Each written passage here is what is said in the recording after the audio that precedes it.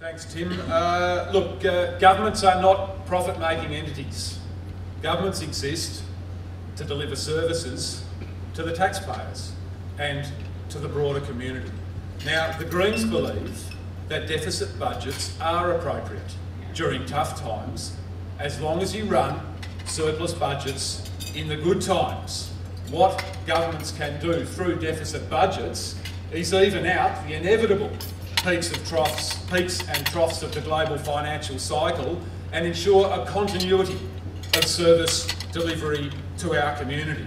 The Greens, as I said in my introduction, have a demonstrated history of fiscal discipline, demonstrated by the Labor Green Accord, and I'll quote you Saul Eslake, who said that our alternative budgets, and we're the only opposition party in the country, the Tasmanian Greens, to deliver an annual alternative budget, are underpinned by, and I'll quote, a sense of fiscal responsibility. We are proud of our record of fiscal. Thank you. Response to that from the Premier, David Bartlett. Well, I thank Nick for his ringing endorsement of our ongoing budget strategy and fiscal strategy. Yes, the state government has thrown 10 consecutive surpluses, allowing us to build a cash asset that now softens the blow to the Tasmanian economy and indeed for the need to massive cuts in government expenditure due to that pre-planning in the good times. The Tasmanian government, Labor, has a fiscal strategy that encompasses the principles of maintaining a sustainable budget position, continuing to reduce debt and liability burden over the long term, continuing to maintain and in fact taking the business competitive tax environment from the least competitive 10 years ago to now the second most competitive in Australia, continuing to maintain investment in core government infrastructure, provisioning to place minimal financial risk to government, and improving the efficiency and the effectiveness of government services. That's a clear fiscal strategy. Thank you. Will Hodgman. Thank you. Nick talks about the Greens releasing a so-called alternative budget. They did so this year, a week before the real budget was delivered, therefore depriving themselves of a full understanding and appreciation of the state's finances. Extraordinary. Last year, they omitted from their alternative budget education as one of their policy priorities. Nick McKim actively promotes deficit budgets as a good thing. That's fine, a goal of the Greens. We don't agree, but that's not fiscal discipline, nor is it fiscal credibility. We have committed in government to not only those principles of fiscal responsibility that I've outlined, but also importantly, ongoing monitoring and discipline and reporting to the Tasmanian people about how we're tracking with respect to fiscal discipline. Not only our fiscal circumstances, but also things like the size of the public sector. We've said that we will report on a quarterly basis, as happens in other states and as companies do on a more regular basis. It should be happening here in Tasmania, but this government refuses to do it. Thank you. And a final rebuttal on this topic from Nick McKim. Thanks again, Tim. Well, I know David agrees that deficit budgets in some circumstances are appropriate because we're running one this year. And look, I'm sorry to go back to the iPods, but get them out. Go to our website and see if you can find one of our alternative budgets without education in it, because I guarantee that you won't. But look, we're not. Look, gentlemen, we're not in Parliament. We're not in Parliament now, so I suggest we just all show each other a little bit of respect. Look, as I said. Come on. Well. I'll say this in the very short time that's left of me, and I've fallen for the oldest trap in politics, of course, and that's letting them derail me. But look, small business taxation regime in Tasmania is amongst the most regressive in the country. You can talk all you like, David, about your taxation system, but the fact remains that small business, a massive driver of this state's economy, is labouring under one of the most regressive taxation regimes after 11 years of Labor government. Thank you very much. Now, this is the final topic before the panel swings into action, and it's on budget efficiency. So, bang for buck from government expenditure. The government will always have fairly limited financial resources to achieve its stated policy objectives. With the ageing demographic challenges, it is more important than ever that public expenditure be efficient and provide acceptable economic, social and environmental returns to the community. Higher levels of government spending on items such as health and education do not necessarily lead to higher outcomes. So what measures do these three gentlemen believe are necessary to ensure that public expenditure is allocated to areas where it will achieve maximum bang for the buck. David Bartlett.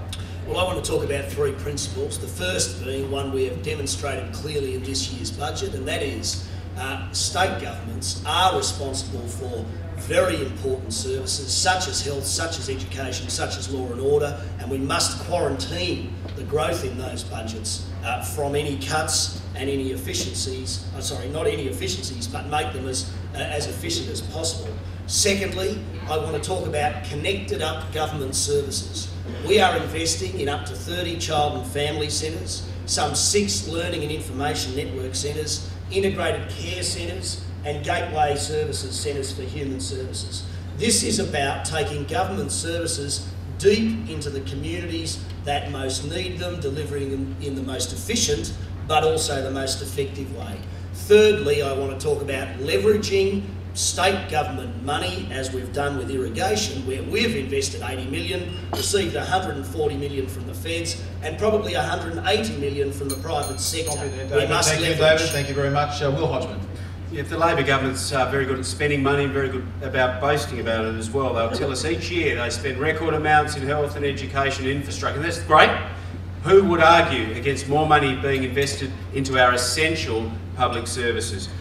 But it's not simply about how much money we're ploughing in, it's about the results. And I believe we should have a government and a community that is results driven and outcomes driven, and not just worried about how much money we're spending. That's the easy part. For starters, we need to ensure that we've got an efficient and effective streamlined public sector, one that directs money to service delivery and not a bloated bureaucracy. In government, we will view things through a very straightforward prism. Let's get our priorities right, and David, I agree with you, let's funnel our resources, our precious resources, into essential services, frontline services. Let's see a business case that stacks up for when a government spends significant amounts of public money. And thirdly, how can we ensure that we get the best bang for buck by involving individuals and our communities and empowering them and reducing the size of a centralised government? Thank you very much. Off to Nick McKim, 60 seconds. Yes, thanks, Tim. Well, look, we can all agree that taxpayer dollars should be targeted at delivering services to the community and frontline service delivery at that. But the fact remains that this Labor government has disempowered the public service by abolishing an entire government department without consulting with a single person working in that department. And contemporary private sector management philosophy is about consultation.